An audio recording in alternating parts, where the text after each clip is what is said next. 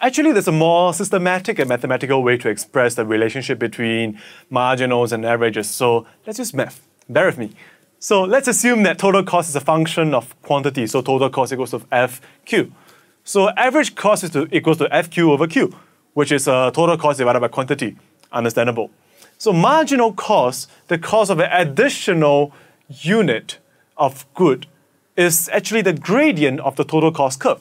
So MC equals to dTc dQ, which is equals to F prime Q, which is the rate of increase of costs, or rate of decrease, the rate of change of cost differentiated by quantity. So to show that the MC always cuts the AC at the bottom point of the AC, here's what we do. First, we find the bottom point of the AC curve. So we differentiate AC with respect to Q.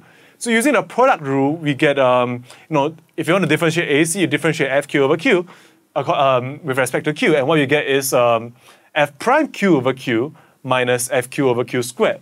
We get this over using the product rule. And then we set dAC dQ to be 0 because you want to know the bottom point of the AC, correct?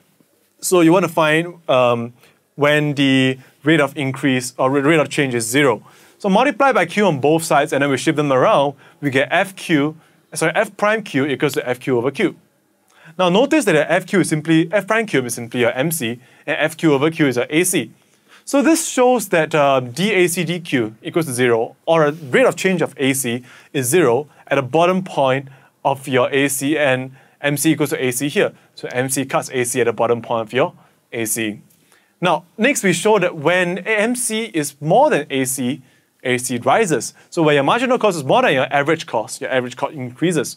Why? Because if your F prime Q is more than your FQ over Q, then F prime Q over Q more than your FQ over Q squared, since you just divide by Q on both sides, since Q is always positive.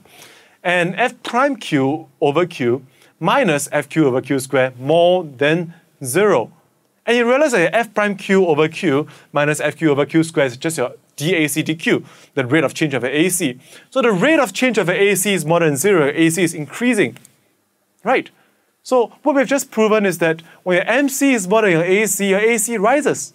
Now we can always use this to show the reverse, to show that when MC is less than AC, regardless of whether MC is rising or MC is decreasing, doesn't matter, AC still decreases. So if you want to check further if the MC is increasing or decreasing, well, you simply differentiate MC with respect to Q. It's really quite trivial.